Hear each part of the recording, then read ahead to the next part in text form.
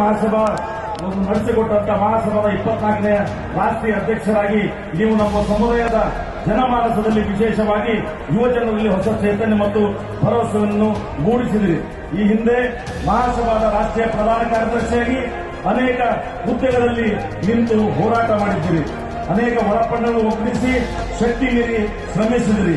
ರಾಜ್ಯದ ಯಾವುದೇ ಭಾಗದಲ್ಲಿ ವೀರಶೈವ ಲಿಂಗಾಯತ ಸಮಾಜದ ಏನೇ ಕಾರ್ಯಕ್ರಮವಾಗಲಿ ಸಮುದಾಯವನ್ನು ಒಗ್ಗೂಡಿಸಲು ನಿರಂತರ ಪ್ರಯತ್ನ ಮಾಡಿದ್ದೀರಿ.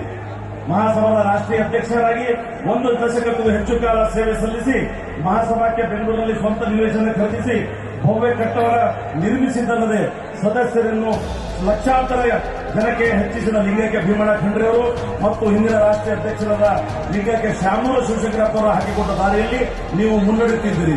ಕರ್ನಾಟಕ ಕಿರೀಟವಾದ ಬೀದರ್ ಜಿಲ್ಲೆಯ ಪಾಲ್ಕಿ ಕ್ಷೇತ್ರದ ಶಾಸಕರಾಗಿ ಯಾವುದೇ ವಿವಾದ ಹಗರಣಗಳಿಲ್ಲದೆ ಪ್ರಾಮಾಣಿಕ ಮತ್ತು ದಕ್ಷ ಜನಪ್ರಿಯ ರಾಜಕಾರಣಿಯವರು.